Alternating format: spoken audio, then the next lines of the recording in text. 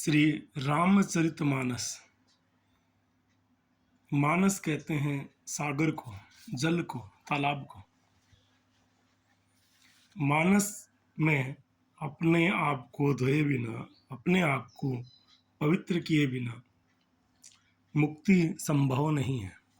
यह श्री गोस्वामी तुलसीदास जी ने रामचरितमानस में लिखा है। क्या लिखा है?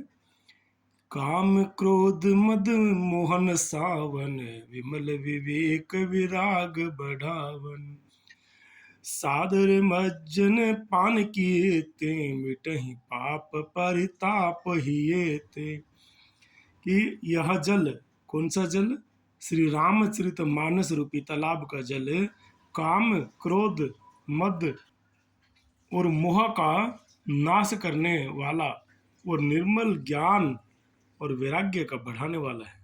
इसमें आदर पूर्वक स्नान करने से, यानी कि श्रीमद् रामचरितमानस का सहज अध्ययन करने से और इसे हृदय में उतारने से, यानी पीने से, हृदय में रहने वाले सब पाप मिट जाते हैं। जिन एहि बारिन मानस धोए, ते कायर कलिकाल बिगोए। त्रसित नीर खीर बिकर भव बारी, फिरहि मृग जिम जीव दुखारी। जिन्होंने इस श्री राम सुयस रूपी जल से अपने हृदय को नहीं धोया है। ये क्या लिखा है? जिन एहि बारी। बारी का मतलब जल भी होता है और बारी का मतलब इस बार, यानी बार बार जन्म लेने में इस बार का जो जन्म है, तो इस बार यानी इस जन्म रूपी, मनुष्य रूपी जन्म में अपने हृदय को नहीं धोया, यानी अपने प्रारब्ध कर्म को नहीं काटा है, तो वे कायर कली काल के द्वारा ठगे गए हैं। यानी कलयुग में माया के द्वारा वो कायर जो हैं, जो अपने आप को मानस रूपी तालाब के निर्मल जल से नहीं पवित्र कर पाए हैं, वो कली काल के द्वारा ठगे गए हैं। जैसे प्यासा हिरण सूर्य की किरणों के रेत पर पड़ने से उत्पन्न हुए जल के भ्रम को वास्तविक जल समझकर पीने को दौड़ता है, उसी तरह मनुष्य कलयुग में माया से अभिभूत होकर इधर उधर दौड़ता रहता है और मानस रूपी तालाब को भूल जाता है। कितनी सरल भाषा में और कितनी मृदु भाषा में श्री गोस्वामी तुलसीदास जी ने समझाया। और आगे क्या कहते हैं? और जल न पाकर दुखी होता है। जैसे मृग मरीचिका से भाग भाग कर दुखी हो जाता है, परंतु जल नहीं मिलता, उसी तरह मनुष्य कलयुग में भाग भाग कर दुखी हो जाता है, परंतु उसको सही तृप्ति, वास्तविक तृप्ति जो पापों का नाश करने वाली है, वो श्री रामचरितमानस को हृदयंगम करने से ही मिलेगी।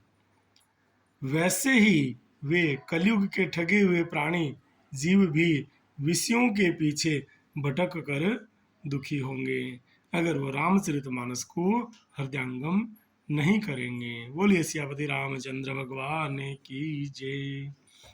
आगे क्या लिखते हैं? मति अनुहार सुबार गुण, गन गन मन अनुवाय। सुमिर भवानी शंकर ही, कह कवि कथा सुहाई।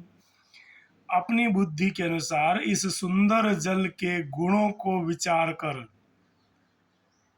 गोस्वामी तुलसीदास जी को यह पता था कि कलयुग में लोग अपनी बुद्धि आगे लगाएंगे, ऋषि मुनियों के दिए हुए ज्ञान को अपनी बुद्धि से,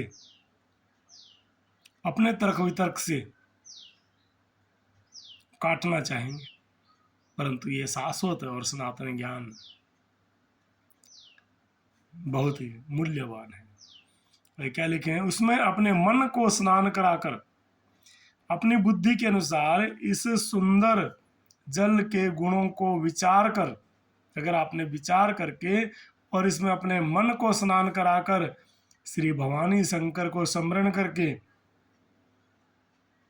कवि गोस्वामी तुलसीदास जी सुंदर कथा कह रहे हैं।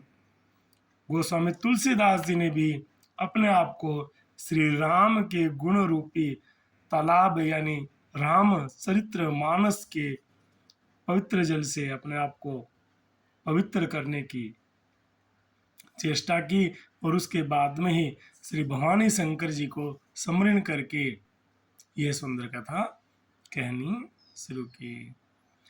बोलिए भगवान श्री रामचंद्र की जय हो। इसमें हम रोज एक दो चौपाइयों को पढ़ते रहेंगे सहज भाव से और उनका गुणगान करते रहेंगे, उनका सुमिरन करते रहेंगे, ताकि हम सब पर भगवान श्री राम की कृपा बनी रहे और हम सबके परिवार स्वस्थ रहें, प्रसन्न रहें, प्रगतिशील रहें। ऐसी ही प्रार्थना भगवान श्री रामचंद्र से करते हैं। भगवान श्री सिया राम जी की कृपा हम सब परिवारों पर बनी रहे। ऐसा ही हम श्री सिया राम जी के चरणों में अपना अपना अभिनंदन करते हैं। बोलिए अपने अपने गुरुदेव भगवान की जय हो। बोलो अपने अपने पितृ देवता की जय हो।